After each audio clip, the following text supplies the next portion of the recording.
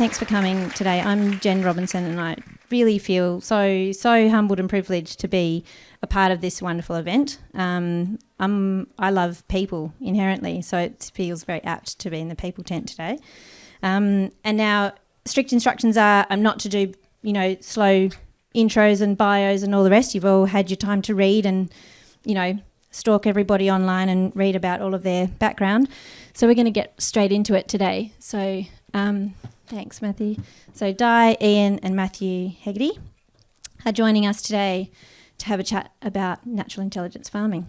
I thought to get going, for me as a non-farming person, and I thought there might be others in the room as well, or also farming people that don't know much about it, can we just try and do a snapshot of natural intelligence farming to start off, so you can kind of set the scene of what it's all about, what it looks like in practice, and then we might go back away to how you came to be farming in this way and that kind of thing. If that's okay, if we start with a more factual piece, just to set the scene for everyone. Is that all right?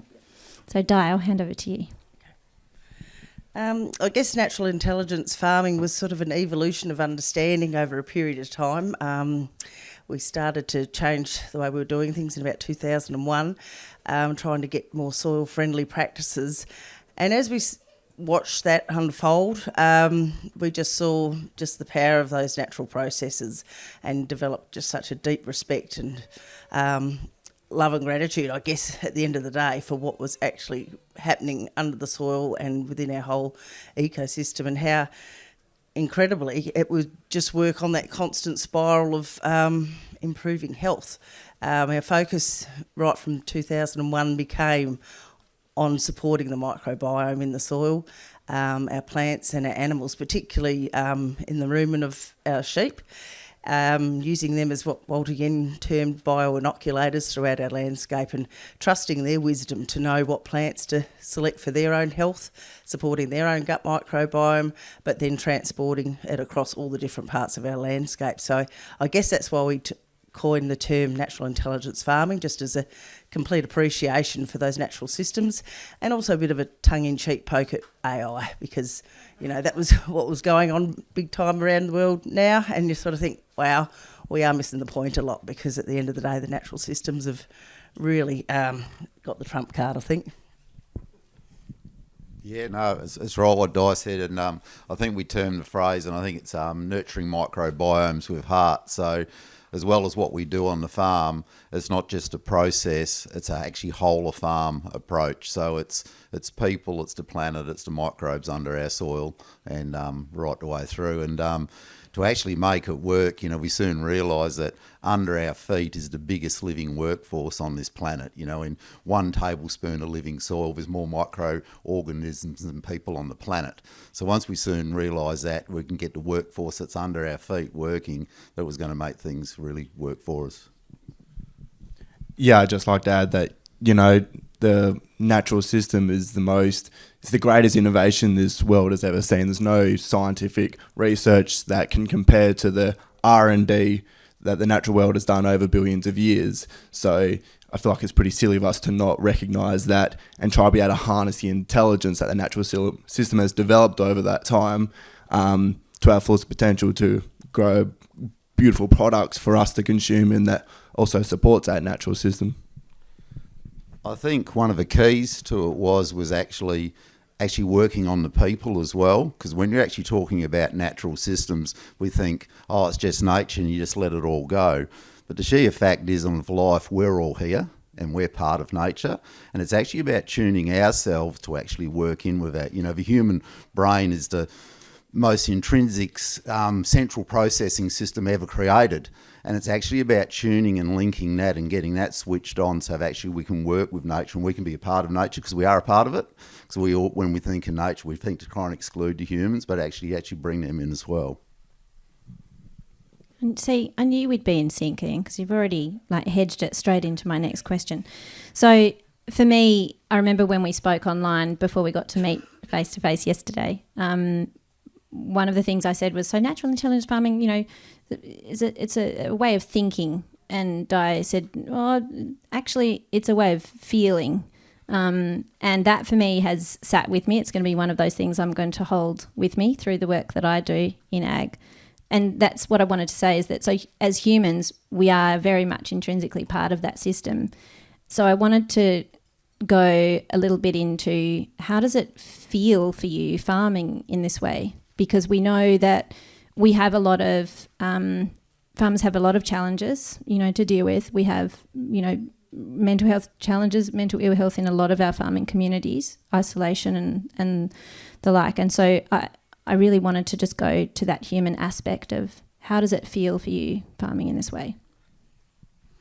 It's been an amazing journey in that regard, and I guess we've certainly had our challenges along the way when we've been doing things and having to unlearn stuff. For Ian and I, probably particularly, Matthew's been born into it, so he's probably hasn't had the same challenge of unlearning, and he's going to be bolting ahead of us well and truly. So that's fantastic. But that was the biggest challenge. But I think it's been really interesting. It was interesting listening to Felice this morning.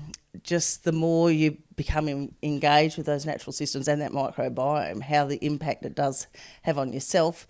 But just being able to step back, accept that you're not the key driver of this whole thing necessarily. You can just be part of it.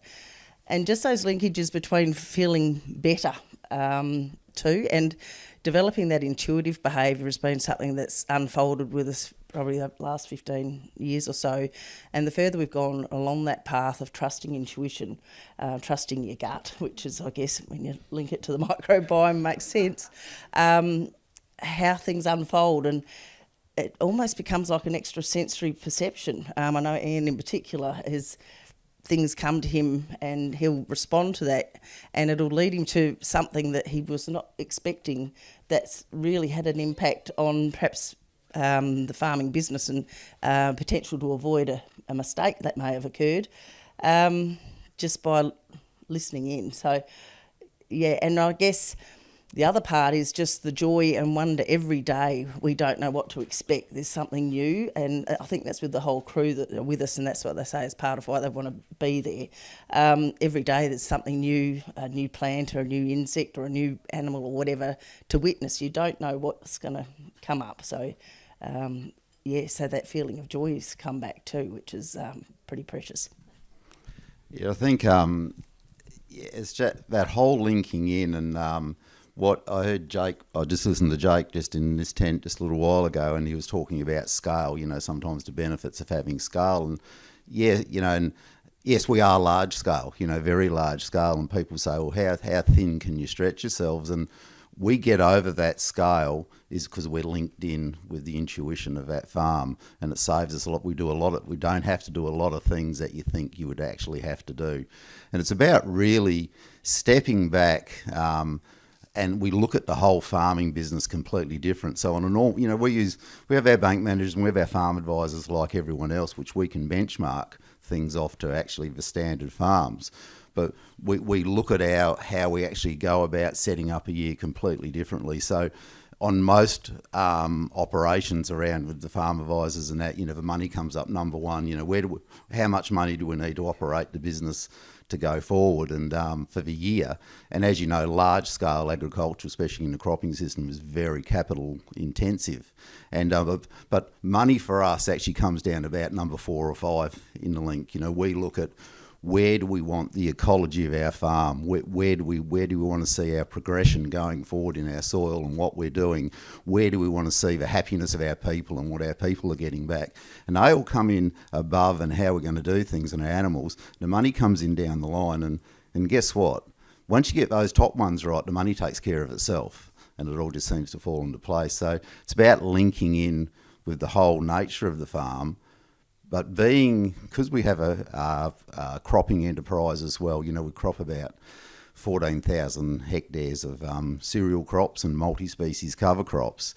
When you get technology involved, so we've got huge machinery, and we're talking to 16 satellites, steering to 2 centimetres, all crap. And being what we want to try to achieve is actually using modern technology but integrating the most basic forms of agriculture we can do. And you can get sucked into that really quickly when you're stuck in a cabin full of computers and it's all just driving itself and you're seeding a blooming, 2,000 acres a day, and you can do a lot of damage. How do you link into that other intuition, which is the basics of nature? And it's really about, we all think that we all know about the 5 senses that we have as humans, touch, smell, all that kind of thing. But there's actually a 6th, and the 6th sense is the one that we don't link into. And that 6th sense is the one where it's called frequency censoring. And what it is, and it's actually been measured scientifically at 432 hertz, and that's actually about tuning yourself in to actually link in with that nature. And it's about just getting your whole body right and sense, and that's where that microbiome comes into place, because that's part about getting the connectors all in place in your brain, in your body, in yourself, that'll actually link into that. So once you step back as a whole community on the farm and everyone's like that, it all really starts to flow. So, Matthew, when we spoke yesterday, we had a chat about the fact that you had the opportunity to obviously grow up. This way of farming was just the way that it was done. That was the norm for you. And we had a chat about how, you went to boarding school and there were other farming, community members there, other students there, and you suddenly kind of had a realisation that actually maybe not everybody farms in this way. Can you just have a little talk about that side of things, and I guess how you've come to kind of have your own relationship with this way of farming and what that experience was like for you and your generation? Yeah, so for me, growing up, what mum and dad have been doing was just the norm for me. I remember going to a boarding school in those early years and just typical of farming kids talking about what we've been up to on the school holidays. I was telling what we've been doing with our, biological foliar sprays and, cover cropping and all these things. And they were just laughing at me like I was this bloody idiot. And I was like, wait, you don't do that. Like, it was baffling for me as a kid.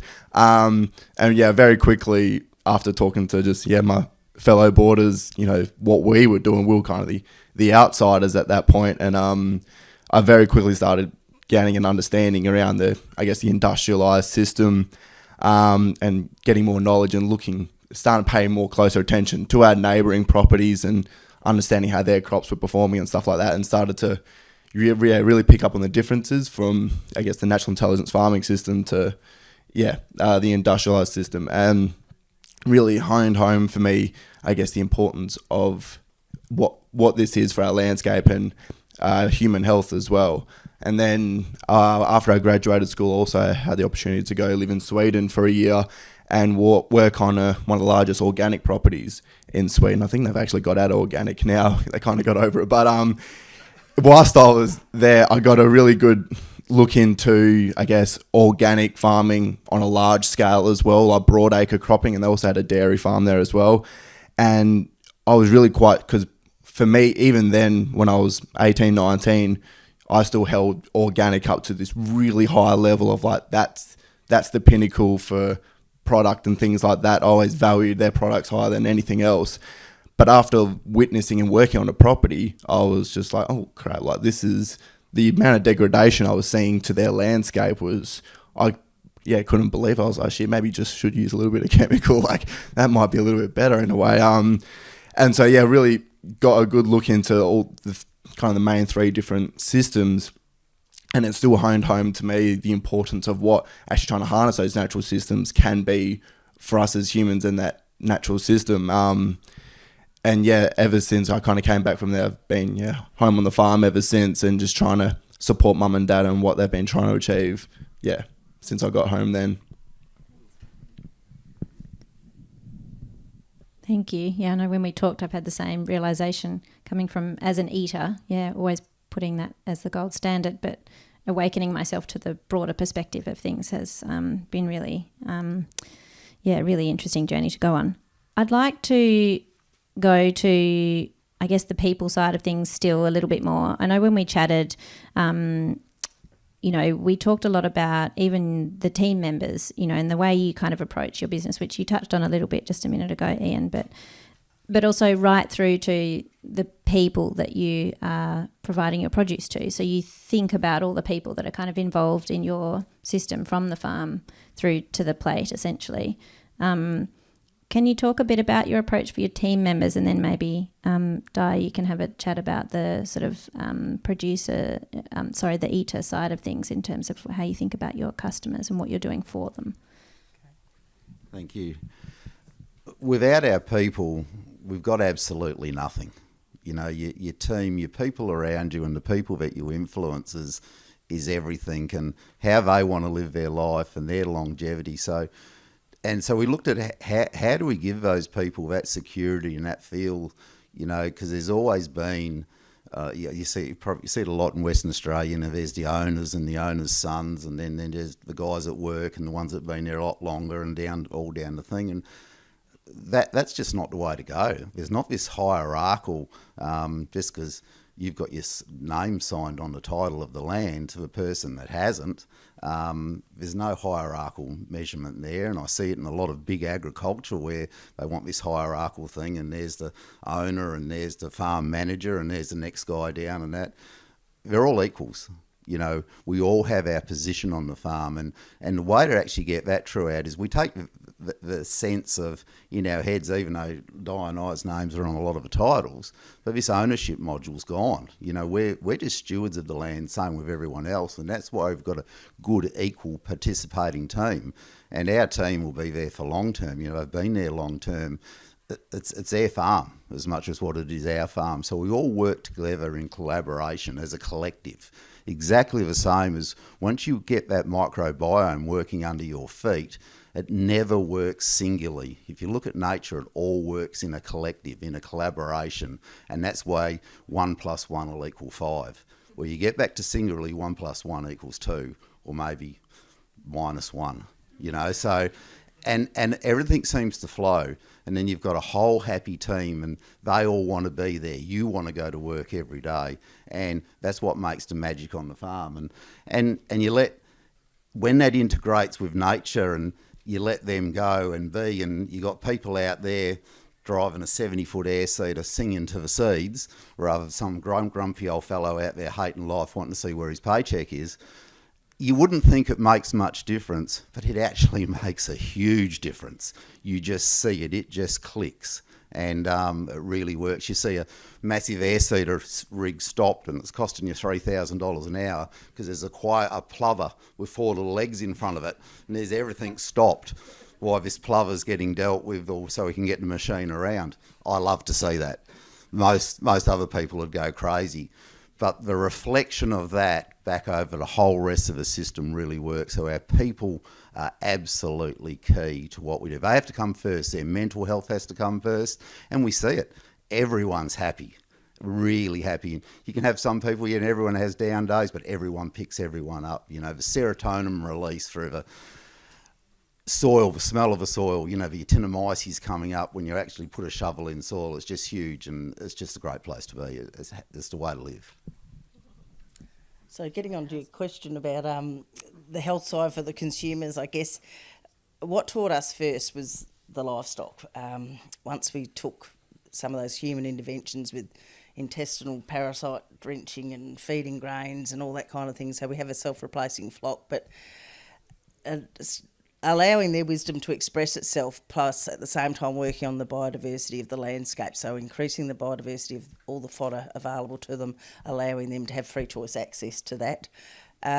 We saw really dramatically the improvement in the health of the animals, and it sort of made a fairly simple, jump to the next thing. Well, obviously they are a food source to us all, and then the humans that are consuming that and listening to Felice this morning, it's fairly obvious then that the microbiome created through those animals, and then they're fertilising the land that we grow the crops on as well.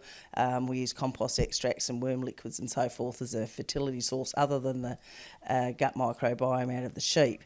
So there is a lot of that activity within the soil, a lot of diversity in that microbiome, and then translated to the grains as well. So we actually supply a bakery in Perth with our whole grain, and he does a lot of whole grain milling and baking fresh to the customer, and he's just been an enormous success. He started just prior to COVID, and you would have thought it was a disastrous time to try and open a small business at that time, but the demand, the recognition from the customers of the health benefit he was providing, he just went from just grew incredibly. That's it. And so I think that's the whole thing when you look at that whole microbiome and the diversity of that. And as Ian's saying, you see it within the people on the property and people that visit the farm, even if they're only there for a matter of days or even a day. It triggers them instantly, and I guess you're breathing in those things within the atmosphere as well, and just to see that mental health aspect, let alone the physical health over time, it's really lovely to see Felice and their organisation doing all the research to put that information out there to the public, because if you don't know, of course, you're not going to follow that pathway. So, it's fantastic to see, and that's what we talk about with collaboration. It takes all the industries to pull together, be food, the health industry, the finance industry, for those who are out there with the money, because at the end of the day, these things take a fair bit of time and effort to try and change systems, and we need every part of the community to contribute if we're going to make a difference here. Yeah, I couldn't agree more. I want to go back a bit if we can, because obviously, these things don't just happen overnight. Well, for some people, they do have a light bulb moment, but I remember asking you whether you had one. You sort of like, no, it was more a drip feed process for you in terms of, your time in the Kimberley, and that kind of thing. I just wanted to, can you take us through a little bit about, what you experienced there and how that kind of impacted you, but leading into the fact that, you didn't inherit a family farm. And for some people, they might say that was a disadvantage. But when we spoke, you actually talked about how that gave you the grace and space to try the things that you were keen to try. So can we go back to the Kimberley a little bit and then come forward to where you are now? You can choose who replies. Yeah, that's true. It's we both, Di and I are both fourth generation farmers, and we probably didn't think at the time, but we know now. We were really lucky enough not to actually inherit the family farm, because we actually ended up in the Kimberley in Western Australia, to cut it all short. And we had actually a fuel business up there, a BP franchise up there, but we had over 130 Aboriginal communities on our books, from right out into the desert to right up at Clumbaroo, really isolated. And we used to go out there and supply service, the VM service generators, things like that. I was actually the RAC man for the Gibb River Road as well, so we're all up there fixing vehicles and that. But spent a lot of time on country, and what it did, we were in our early 20s, but there was a lot of the old elders there that were in their 80s, and so they were still alive in those days. And I got to spend a lot of time on country with elders, going out to these isolated communities to sort out generators and things like that, and got to really see a different way of looking at things. I'd spent my early part of my career on the family farm, used more chemicals what anyone could ever think about, every concoction, ploughed since I was 8 years old, sat on a tractor in front of the plough, and got to look at things and appreciate how to look and walk on country, and just look at the completely different aspect, perspective on life, and even on community on life. And when we always had an aim to go back to farming, and so when we got up enough money and we moved that business on, we ended up putting $100,000 deposit on a 1,600 acre farm, and since then that's grown into a 65,000 acre farm, and we're able to just. When we went there, because we started at such a low base, and all the farm advisors and the bankers said, when they first came out to look at it, they said, listen, the best thing you can do is go back to the Kimberley, get out before you start. You have not got enough money, your farm's too small, you're never going to make it worse. So that's where we thought, well, we've got nothing to lose. And as we saw the seasons changing, let's give it a go. Let's try looking at things completely differently. Do you want to talk a little bit about, because you obviously had the perspective as an occupational therapist at the time, Do you want to talk a little bit about your curiosity from that perspective? Yeah, I think that's a really key point too. In my way of thinking, certainly as an occupational therapist, it's a very broad profession, but I was sort of specialising in children's growth and developmental delays in particular, and autism and so forth, but also as a country practitioner working with chronic health care issues with aged care and so forth. So I was seeing the full spectrum, but I was doing a lot of work with 4-year-olds prior to going into school, assessing their school readiness and so forth from a physical and a mental perspective, and just seeing, according to the standardised testings we were doing, just the physical decreased capacities in a large number of the children, and the attentional difficulties that they were, there with them to be trying to get into a school system, and really was questioning a lot of that. So where's this all coming from? And then when we went into the farming system, you're thinking, well, basically at the end of the day, we're food producers and we should be looking from a preventative mindset, as opposed to, we're just growing this commodity and, just sell it and into the big system, which is how it's all been designed for the last generations, I guess, to that's the food system we have now, but certainly failing us. And as Felice was saying again this morning, and there's many doctors that will verify that from the physical health perspective as well, that our food system is failing our health system and our development system for the the young people we're bringing into the world. And if we can't address that urgently, as a population, we really need to have a good hard look at ourselves, let alone the climate side of things. I mean, just from a human perspective, it's massive. Yeah, I think it's wonderful to hear from you as farmers that you do see yourselves as food producers. That's one thing that, I was astounded at coming into the ag community and area 8 to 10 years ago, that it was so disconnected that they sort of may as well be farming widgets that are kind of put in a pallet and sent off. I think that's wonderful to hear. Matthew, from your perspective, you've obviously now decided that you're going to be working on the farm. COVID obviously put a spanner in a few of the works for you, like it did for everybody at that time.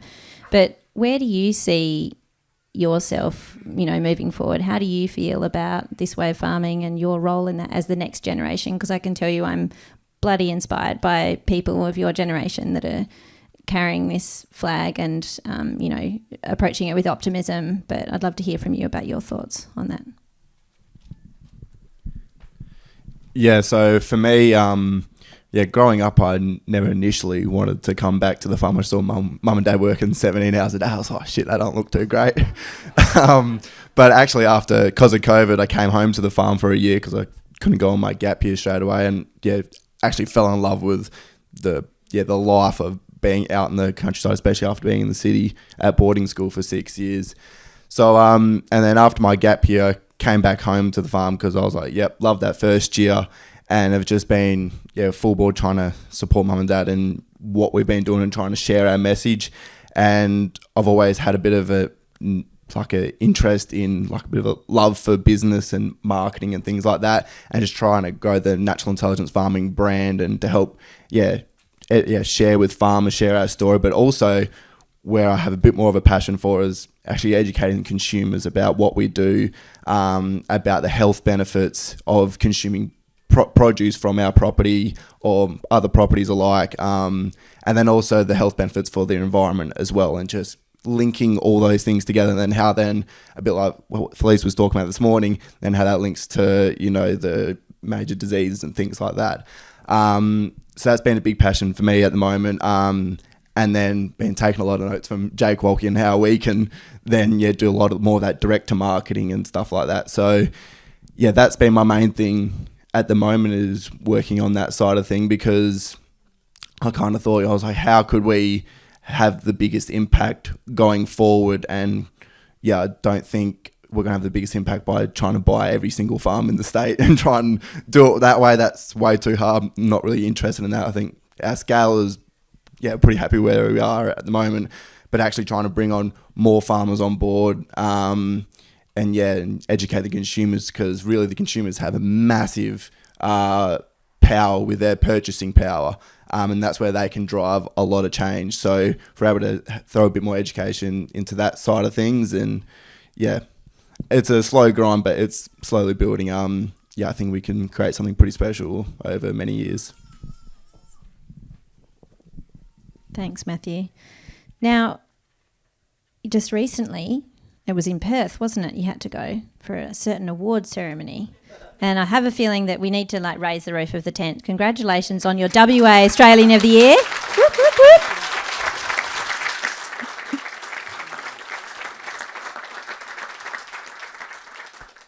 I think it's awesome. Our co-founder at Sprout was the Senior Tasmanian of the Year a number of years ago, and it just gives me so much heart when people in the ag sector collect these gongs. So I want to go back to that night, because when we talked about it, it's obviously a very humbling experience to, be nominated and be in that room, surrounded by amazing, incredible people from across your state. But Ian, you spoke a little bit about sort of, when you knew that you'd won, what the reaction was from the people around you and just the feeling that you got from within the room that night. Can you just share that with people here for me? Yeah, it was amazing. Like, it was a real shock. I actually went along a little bit blasé, because I'd been on the harvester about 4 hours beforehand, jumped in the car, tore down to Perth, found some clothes to stuck on, and ran in the door and thought, well, this is going to be a nice evening. And so it was a bit of a shock, because I honestly didn't think we had a chance. But it really, but after winning that, it really woke me up and woke Di and I up as well, because the support of the people, there were some really distinguished people in that audience, healthcare professionals, that have done wonderful jobs in, helping combat these disease and mental outbreaks, in our society. And one guy that we were up against, he was nominated along with us. He had developed the testing for antibiotic resistance, so hugely important work. And then when we got up and spoke about our whole reason for being farmers is actually, as well as looking after the planet that we live on, is actually looking after the population that we feed, and taking the commodity mindset out of what we're doing and trying to get the best possible microbiome diverse, nutrient diverse produce to the people. Because if we get that right from the ground up, it makes it a lot easier for everyone. That's the starting of the problems, is actually getting that right from the ground up. And these people came up to us and they just said to us, we're really glad, these senior people in their professions, that you guys got this, because we really do acknowledge it starts with the farmer on the ground. We get that right first. We're going to breathe good air. We're going to breathe the right microbiome. We're going to consume the right microbiome. Like, as I said, 1 grain of wheat grown healthily in the right living system can hold 9 billion microorganisms on 1 grain. So you think, if you're actually feeding people, and if I grow 15,000 tonne of wheat, how many grains in 15,000 tonne? You could probably never do the calculation, but it's but the amount of microbiome you can actually get into the food source, the difference you can make, never less to the planet that it's on. So it was really, and since then, the support from around the nation and around the globe has just been mind-blowing, like the people getting behind the farmer. So that's where we thought, well, it's definitely was out of our comfort zone, but we were very lucky in our early days. We had a really good mentor, and he was the started Source for Life, Major General Michael Jeffries. So when that very first started, Michael found out about us and came and sought us out on farm. He spent a lot of time on farm with us. And he realised that what we were doing was actually essential for his mandate in food and water and health of the globe, for the communities around the globe. And he, over a period of years, we didn't realise to start off with, but over a period of years, he actually mentored us. He'd say to us, there's plane tickets there, I want to see you in Canberra, I want to see you here, I want to see you there, and we just used to go. And he took probably a couple of hayseed farmers with no people experience and actually mentored us to actually take this message forward and inspire other farmers and actually link it to the community. I remember we were sitting in the lounge one day having a cup of tea, and Michael just out of the blue, and he gave me a really good kick up the arse. He said, "Ian, you know, the weakest man I have ever met in my whole career is a man that's got a knowledge that can make a difference and doesn't do anything about it." And he said, "I guarantee you, when you're standing with your toes on the edge of a grave," and I said, "I've been in that many wartime situations where, you know, men have passed at the last moment, you're not thinking about how much money you made, what you did here, what's that. Did you make a difference? Because you could have made, if you could have made a difference." So he's the one that motivated us to actually keep the message going forward and actually strive harder for what we do. Because what we're doing on the farm, we haven't got all the answers. We're only just scratching the surface, and that's the really exciting thing, where it's going to go to from here, because the results we're seeing is massive, but we just got that much more to go. Do you have anything you want to add, Di? No? Yeah. We've only got probably 2 more minutes, so we've pretty much covered all the things that I really wanted to, and so then we'll dive into some questions from the audience. But I guess the last thing I wanted to touch on was, you know, this idea that we're farmers, pretty hyper-focused on the day-to-day and the challenges and the things going on. It can sometimes seem, you know, that you can lose sight of the fact that you are part of a bigger system and that what you're doing is contributing to things. But I remember when we talked, you know, this idea and this concept you have that if global communities have food, water, shelter, the peace that can come with that in a global context, and just making note of the hardship that's going on around the world right now, it's a really, I guess, grounding perspective on how, if we are collaborating and doing this together as communities, then across the globe we can maybe see some change. Di, do you just want to talk a little bit about that? Really interesting point, particularly at a global level. We've, working with General Jeffrey, Walter Yenna was one of the key advisors for him, and Walter often spoke to us about the Fertile Crescent and the destruction of the soils over there, and you link that with some of the, you know, the unsettled behaviour and things that are going on in that part of the world. And when you listen to what Felice was saying again, you know, those direct linkages between that microbiome and the health of, and how people are behaving, you know, with violent acts and all the rest of it. If we can get that whole soil security, food security, water security, the health and integrity of that back again, well, what a reflection that's going to be on our society. So it just seems to be an absolute no-brainer that this is what we're needing to pursue, because without that, you know, no matter what we do, the world's going to be pretty chaotic, and it doesn't need to be, clearly.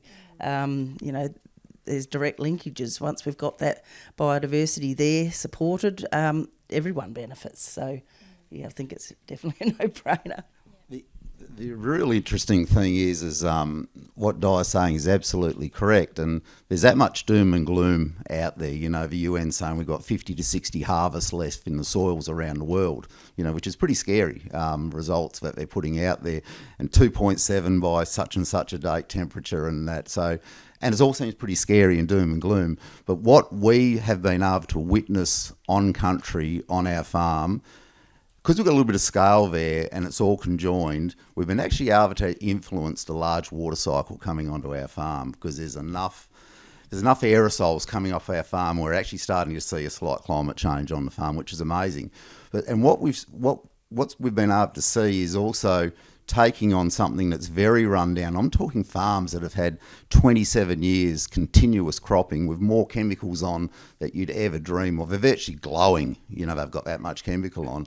And take on a farm like that, and within that 12-month period, by using the detoxification of the right microbiome in those soils, test grains and meat to parts per billion, be total chemical free, no signs in it at all. So what I'm saying is, it's really positive, because nature will turn it round in a blink if we just take our foot off the throat of nature and we all work together collaboratively, we can actually get it happening. We can turn things around really quick.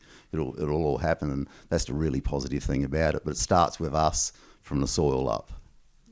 Matthew, do you have one last bit to add to anything? No, not really. Dad's pretty hit the nail on the head with that one. All right. Well, can everyone join me in thanking Di, Ian and Matthew?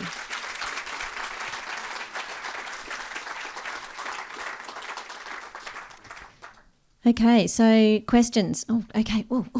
Okay, so many. Okay, so the way it needs to work, you either shout it out, use your diaphragm, and I will repeat the question because it's being recorded so that we can make sure we get it, or you can run up here if you'd like to and point it into the microphone. Purple shirt. Thank you. Thanks, Ian, Di and Matt. That was great. Great to hear your story. I'd like to ask, how did you, you've got a great team with you. How did you turn them from being the grumpy tractor driver to the person who wants to move around the clubbers? So that's one part of the question. The other part is, what are your thoughts on the way you farm and how that will impact succession planning on a farm? Oh, okay. Double-barreled question. We might go with the first one, which was about... Okay, yep. So I'll just repeat the question. So just about the shift and the culture change within the team on the farm, and I guess taking them along on that journey. How did you go about doing that? Yeah, well, I think we kind of got rid of the old grumpy people for a while there. They, I mean, not really got rid of them, but they kind of just left on their own accord, which worked well for us and after people leave, you see then the farm pick up afterwards, like they kind of bring in their negativity, and then that's having a negative impact on the property, and then slowly replace with, actually, we found some of the best people who haven't been in the industry at all. So we've got Beck with us, and she grew up on a farm when she was a young girl, but has been a teacher for all her years. Met us, see what we were doing, and jumped on board, said, screw teaching, I want to be a farmer now. And yeah, she didn't have any of that preconditioning of what you're meant to do. She just said, this is what feels right, what we need to do, and has been right on board, and she's a brilliant asset to the team. And same with her daughter, Rachel. She was living in the city, didn't grow up on a farm, but then saw her mum living the lifestyle, getting on board, and was hearing about what we were doing. Yeah, she kind of just loved the mission and really hit home for them personally. And so every single day, they know on the inside they know each thing that they're doing is making a really positive difference.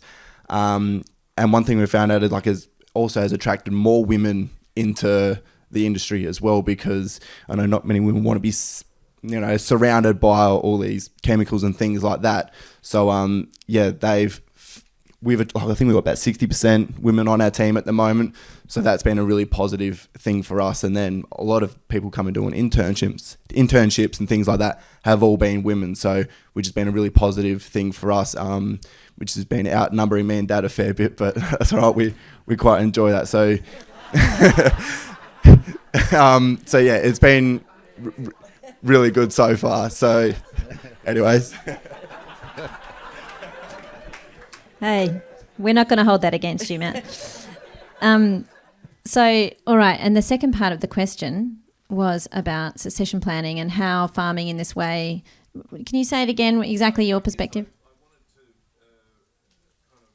investigate whether if you are feeling the way you do and the joy you feel every day on the farm, does that lessen the chance of the issues that can happen with farm succession?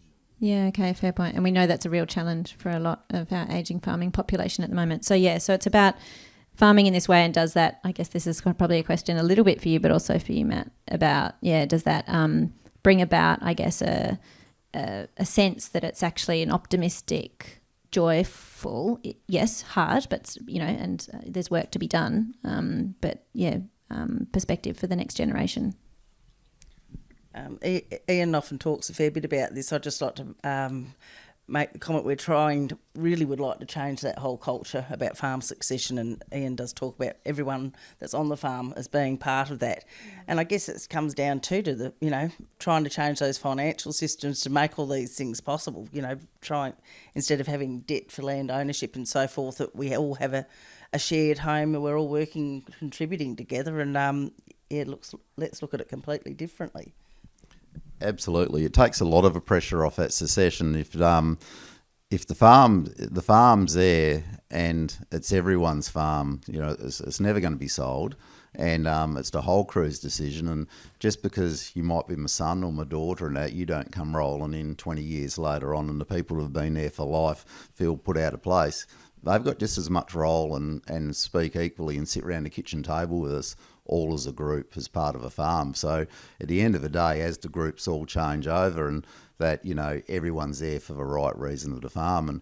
And we're not short of people. We've got a lineup of people wanting to come on farm and be part of the farm. So it's a real change around of what's actually happening there. So it has taken that whole pressure off all the way along, right the way through. Yeah, I mean, hopefully it's a really long way, something I don't have to worry about too much at the moment. But yeah, for me, I'm not really too fussed about it. I'm really happy with everyone that we've got on the team. So whether it's my name on it or their name on it, it doesn't really bother me one bit. As long as we're going in the right direction, that's all that matters, and we're making the difference that we want to make. I'm pretty happy. We get some people who come on the farm and they go, oh, since I'm, Ian and Di's son, I must be, oh, you're the boss, Matt, or well, listen to you. I'm like, well, not really. Like, you could be here for a week, but if you know better than me, then like, I'll listen to you. Like, everyone's all on the equal field, whether it's Dad been doing it for 50 years or someone's first week. Everyone's all on the same level, and no one's like Dad was saying, there's no hierarchical thing at all. We're all just working together because we've all got the same goals that we're trying to achieve. So it's not really everyone listening to the one person. It's just how can we all come together with everyone's ideas that they've got from their different backgrounds and from what they've seen, whether it's Beck working with the sheep or whether it's Rachel been doing time on the cedar. Everyone's seen different things that we can't all get around to see, to come together and make the best choices. I think one thing is a part of that succession too, is succession as it's been, Di and I've had to buy the land through different things because, and we haven't expanded intentionally. It's just that it just comes to us and we have trouble saying no. And, the place will come up and the place is actually, the land is calling out to you. And Di said, we just can't turn you back on that land, so you end up buying it. And but we'd like to change those models as well. Like, I don't want to have to keep lining up buying it, because then when I buy it, I bring more people on and give more other people opportunities and paying 8% at the bank trying to pay this woman land off. We need different systems. This is where the money systems in the world need to change. So we can actually get access to finance where you're not totally screwed against a system to try and make that pay. We've got a bit more room to breathe, and that allows you to bring more people on. That allows you to actually create more storage. That allows you to put more money into your supply chain of getting your healthy produce to the people rather than putting it in the commodity market. So I think that's where things really need to change. Even land that's just bought and put away and locked into perpetuity forever. And that farming team that's theirs forever to go, but we take it forward in its actually progression and its ecological health. So we're really exploring all different modules of the whole of the business right the way through. Yeah, I love that. Wow. Okay, questions in your hat at the back there. I'm wondering, you're in dryland, WA, I'm from South Australia, we don't have heaps of rain. What would your advice be for conventional broadacre cropping farms or families who want to kind of start down the natural intelligence pathway? Very good question. So I'm just going to repeat the question. Is that okay? Where it's wet, like a wetter environment. No, so drier. Yeah. Okay. So the question was, if you're in a sort of different climatic, position, broadacre cropping, what would you suggest for them to sort of start exploring natural intelligence farming? What would your recommendations or insights be to how to do that? The opportunity actually for we have the question put to us regularly because we're in dryland. Like we've had 170 mil of growing season rainfall this year, and to most people that doesn't sound like a lot of rain. But we're in the halfway through harvest now, and we're just having a bonanza of harvest, quality and quantity. Absolutely magnificent. 2/3 of the world is fastly turning into dry land, brittle environment. We can't feed our population off 2/3 of the world, because we had the question asked of us, oh, why don't you guys sell up and go down to some of the blue chip areas where it rains all the time? Well, it's meant to rain all the time, but I don't think it rains all the time anywhere now, the way the climate's going, and go down there where you're going to get a lot more rain. We thought, well, that's not the point. The point is 2/3 of the world is going the other way. We've actually got to make it work there. So when you actually look at a business opportunity, that dry land out there that might have an average rainfall of 200 mil, that's where your opportunity is at the moment. So it's generally not $15,000 an acre. It might only be $1,000 an acre out there. Huge opportunity to actually get that going and actually start your system of going forward on that. And Di can explain about how to start with the livestock. Yeah, well, I guess another part too is we did a lot of work with Jane Slattery in the beginning, learning about how to handle ourselves, being able to take those steps back and feel comfortable with realising we weren't, the be all and end all of this whole thing that we'd been trained to think. So if you have any chance to listen to Jane at any stage, I think she certainly helps trigger people in how to get more in touch with their heart and soul, I guess, and their intuition side of things, because that can be a challenge when we've been through our whole schooling system and everything's up in the head and we're very conditioned to think in different ways, and just to try and respond to that so that you can be truly part of that. I guess as Ian talks about that collaborative system within a whole microbiome thing, we are 90% or something microbes as opposed to human, and we just got to perhaps take the lid off it a bit. Probably one rule of thought today, when you're looking at that country, we all talk about low stress stock handling. It's the thing, but that's all just above the soil. We talk about low stress stock handling below the soil. So how do we impact that soil below it, when you're actually going to grow a cereal crop? When you put that first and foremost in your mind, you actually start to look at things completely differently. So that's when you'll start to build that microbiome diversity.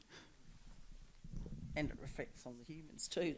Yes. So it seems to me that you're working on yourself first, potentially, whilst observing the land. Oh, Matthew has 1 minute. Okay. I was just wanting to add in that, you can get amazing results off severely dry environments, and yet quality can be great and things like that. And once you start working with improving your soil health, the resilience in your land can be quite remarkable. That you can, we had 84 millimetres of growing season rainfall, and even though yields weren't through the roof, the quality of things was still there, and still, for what the year was, it was still really, really good. And then, the livestock's a massive part of it, but also just taking it one step at a time. You don't need to do a complete shift in 1 year. That doesn't really make too much sense from a business point of view. Just trial a little bit, learn from it, and just do little bits by year. And then soon as you learn, you become more confident, and then you work your way into it over a big period of time. Yeah, ag's a long-term game, hey? Okay. Yeah, I'm looking at Laura. I'm just going to squeeze it. Can I squeeze it? I'm going to squeeze it. Right, go. Yes, Dom. Thank you so much. I'm absolutely intrigued by how you learn and teach intuition. So you've mentioned your time on country, and you've mentioned your consultant, Jane Slattery. How would you be able to encourage other people to start engaging in that process? Because it's not something that comes naturally. Oh, that's a big question, Dom. Can always rely on you for the big questions. So, intuition, how do you teach it? I can answer that, but I'd firstly say the first thing to do is leave your ego at the front gate when you step on property. Come on the property with no ego, and that's a really good start. Yeah, no, I guess that's pretty right. I don't know, perhaps ask Jane. Ours certainly evolved over a period of time, but I know things can happen a lot quicker than we've achieved it. But I think probably curiosity, and I guess humility. I think if that's one thing that's been drummed into us is absolute humility, and I think that comes from the microbiome as well too. That it's so magical around you. There's so much more. I think it starts with is get those what you're actually trying to achieve. We're actually trying to help turn our planet around, so turn our ecosystem around, but we're actually trying to actually help the health of our population that we're feeding. So if you just take that, you'll have a completely different mindset of how you think and feel. You're actually doing something for good all the time, where if you're actually just producing a commodity, that actually changes that in how you actually think and go about that. And then, sometimes when you starting to get more in touch with your intuition, you'll be looking at a paddock and you get in the intuition like, I think we should, do this crop this year, or we should have in a pasture this year. And all the science and evidence that you would think from your head will go, nope, that's not right. You need to do this instead. But there's something deep inside you're like, nah, I'm getting from inside that's I should go completely against that. And everyone will tell you, nah, you're an idiot. Like, what are you doing? You're going to lose money off this crop. But the amount of times we've done that, and with working with Jane, we've come to the decision, we should do this, even though everything says we shouldn't. And it's ended up being the best result we could possibly think of. And as a few more situations like that happen, you get more and more comfortable with just trusting your own intuition. Yeah, just finally on that, I think I'd really love to see some research on the linkages between diverse microbiomes and intuition, because I think that is a real critical part of it. The more you get that diversity, the more intuitive you can be and more relaxed you can be within it. Thanks. Right. Well, Dom, I can feel and sense another PhD project coming on. Intuition and gut microbiome. All right, I think we need to finish there. Can everyone please thank the Haggertys?